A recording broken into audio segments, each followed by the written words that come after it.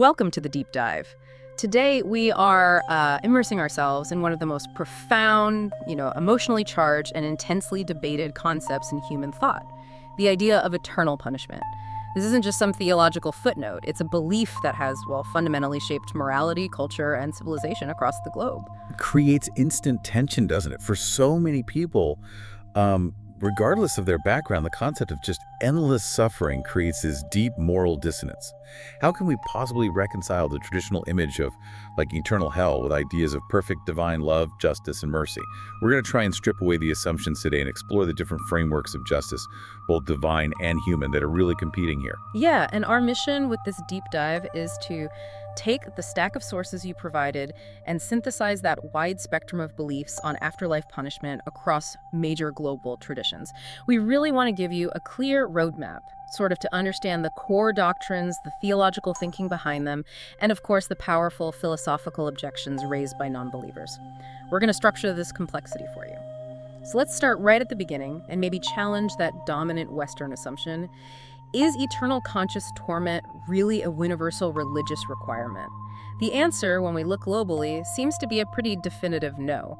We kind of need to throw out the idea that hell in every single tradition is always forever. Absolutely. Yeah, when we look outside the Abrahamic faiths, specifically at the major Eastern traditions, we see a fundamentally different model for thinking about justice, consequence, and suffering. Okay, walk us through that shift. What happens when that sort of linear timeline of Western theology meets the much more cyclical nature of the East?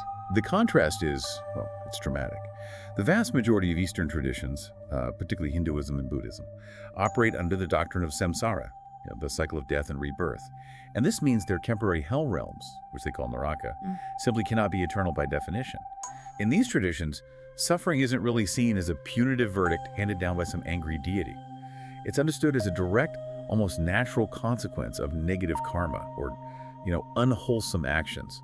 Think of it less like a courtroom sentence and maybe more like a fever that has to run its course. So the suffering itself is required to kind of burn off or exhaust the negative energy created by one's own actions. Precisely. Yeah, the soul is reborn in a naraka realm to suffer, sometimes intensely, but only until that specific block of bad karma is burned off, as you said. Once that consequence is exhausted, the soul is reincarnated. It's reborn into a new life or a different realm to continue its overall journey through the cycle of samsara. The whole system really aligns with purification and growth, not with final eternal condemnation. That model of ultimate reconciliation and consequences purification, it stands in such sharp contrast to the more linear justice models we often see in the Abrahamic faiths. But even within Judaism, Christianity, and Islam, there's actually profound variation, isn't there? Judaism, for instance, offers a really distinct model compared to those fiery images we often associate with hell. Yeah, Judaism provides maybe the clearest example within that group of prioritizing purification over eternal punishment. Mainstream Judaism generally does not have a concept of eternal torment. Their focus is overwhelmingly on righteous living in this world. The closest equivalent realm they discuss, Gehenna or Gehenna, is almost always understood as a temporary state of spiritual purification for the soul. Rabbinic tradition suggests this difficult period generally lasts no more than 12 months. Then the soul moves on to Olam Haba, the world to come.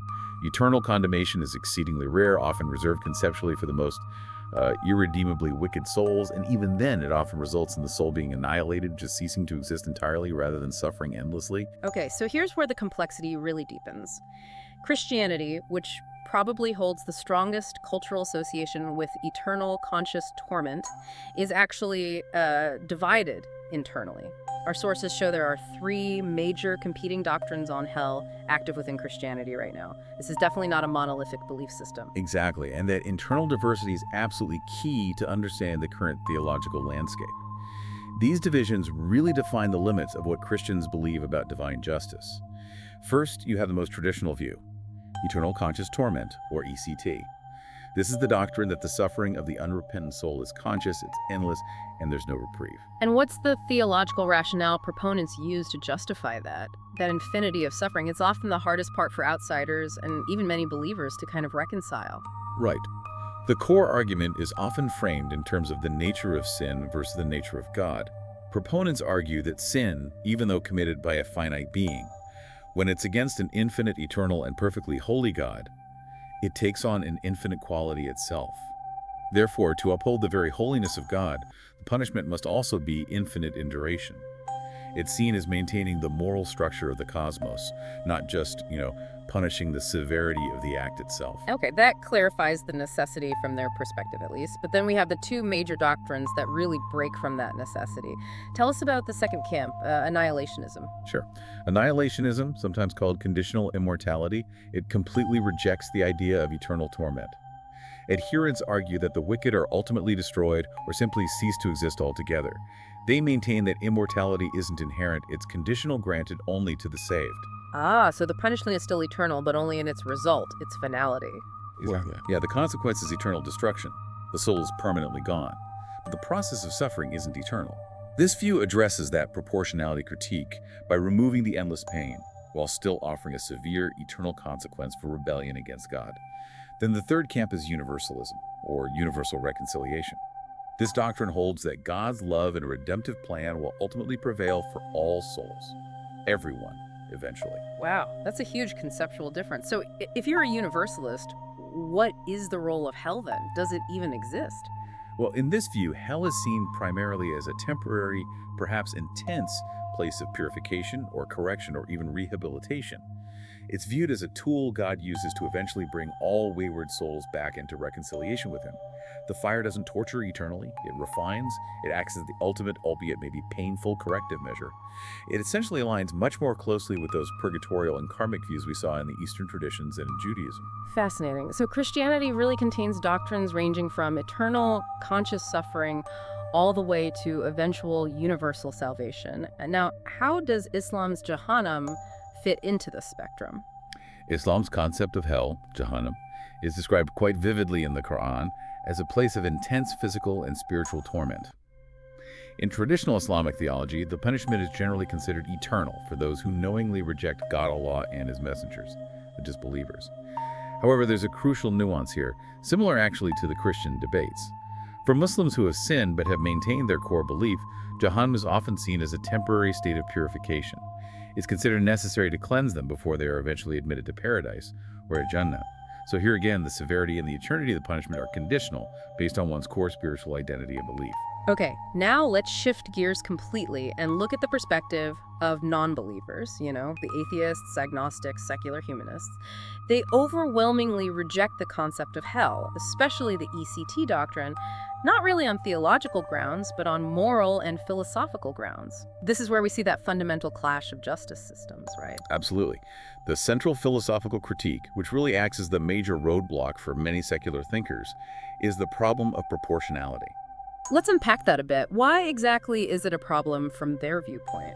Well, critics argue that an infinite punishment, eternal, inescapable suffering, is just profoundly unjust because it's wildly disproportionate to finite sins committed within a limited human lifespan.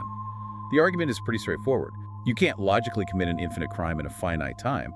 For a secular moralist, the penalty should fit the crime, and no finite crime, no matter how bad, can morally justify an infinite penalty. Yeah, from a human perspective, we expect proportionality, maybe even rehabilitation, right? The idea of metaphysical cruelty comes up a lot in our sources regarding this view. It really does. Skeptics tend to see this system not as justice, but as arbitrary infinite revenge. Furthermore, this critique feeds directly into the larger problem of evil. How can a supposedly perfectly loving, all-powerful, and all-just God create a system knowing, and perhaps some argue, even designing it, so that countless souls are destined for eternal conscious torment? They argue that the doctrine logically contradicts the very attributes of a benevolent creator. And the critique extends beyond just the nature of God to the nature of human morality itself. Many secular thinkers argue that the threat of hell actually undermines genuine virtue. It reduces morality to a kind of transaction like a system of fire insurance. That's exactly right. If your primary motivation for ethical behavior is basically the infinite threat of pain, skeptics argue that this is just fear-based obedience, not genuine moral commitment or compassion. It reduces morality, in their view, to a form of social control. This is why many prominent humanists have argued, sometimes quite forcefully, that the act of teaching the ECT doctrine to children can constitute a form of emotional and intellectual abuse, because it imposes this, existential fear that can deeply affect a person's psychological development. Then there's also the fairness argument concerning choice and belief itself. Absolutely, yeah. Skeptics point out that condemning someone eternally for choosing the wrong belief system seems to ignore the reality that beliefs aren't simple, clear-cut choices for most people. Beliefs are profoundly influenced by what some call an accident of birth, your culture, where you grew up, your family, your upbringing. So, to inflict an infinite penalty on someone whose cultural circumstances made belief X vastly more likely than belief Y seems fundamentally arbitrary and, well, unfair. Okay, so we've covered these three massive frameworks. The Eastern cyclical view of temporary consequence, the really diverse Abrahamic linear views ranging from annihilation to eternal torment, and then the secular rejection based largely on proportionality. Why does this topic remain such a major flashpoint, such a point of tension? I think the tension endures because we're witnessing a fundamental clash between two completely different sources of authority. On one side, you have the framework based on divine revelation and scriptural authority, where justice is defined by God, often requiring faith to accept doctrines that might surpass human comprehension or intuition. And then on the other side, you have the framework based on human-centric reason and evolved morality, which demands proportionality, consistency, and a justice system that is ideally demonstrably fair and maybe even morally superior to anything flawed humans could devise on their own. It really sounds like a dialogue of the deaf sometimes. They're arguing from completely different premises about what justice even means. That is the perfect way to put it, yeah. For the traditional believer, hell might be seen as the necessary expression of divine justice, upholding the infinite moral weight of God's holiness. But for the skeptic, this very same justice fails basic human moral tests and thus cannot be considered truly just at all. And the sheer emotional weight of the ECT doctrine means that the stakes feel infinitely high for believers, which can fuel intense, sometimes fear-based evangelism that skeptics often find manipulative or even harmful. And as we saw earlier, the issue isn't just external between believers and non-believers. The growing internal support for doctrines like annihilationism and universalism within historically traditional faiths shows that the pressure from, let's say, evolved moral intuition is actively eroding the traditional consensus from the inside out. That struggle itself, that feeling some people describe of being deeply troubled by the idea of eternal torment, yet feeling compelled to believe it because of scriptural or religious authority, that seems like the perfect encapsulation of the tension we've been exploring. It forces you, in a way, to choose between your moral intuition and your theological loyalty. Ultimately, yeah, the debate over hell forces a confrontation with our most basic existential questions. How do we define reality? What constitutes perfect justice? And, in the final analysis, is love or wrath the ultimate and final word in the universe? We've established that many ancient traditions, particularly in the East and maybe early Judaism, used temporary suffering as a tool for purification or karmic consequence, allowing for eventual reconciliation. So we want to leave you with this thought. If hell were universally understood as temporary, intended only to maybe burn off negativity before some kind of ultimate reconciliation, would that fundamentally change the nature of moral motivation? Does the potential for eternal, inescapable pain, rather than temporary, albeit painful, consequence fundamentally undermine the concept of genuine free will and love? Something for you to mull over as you process these vastly different worldviews.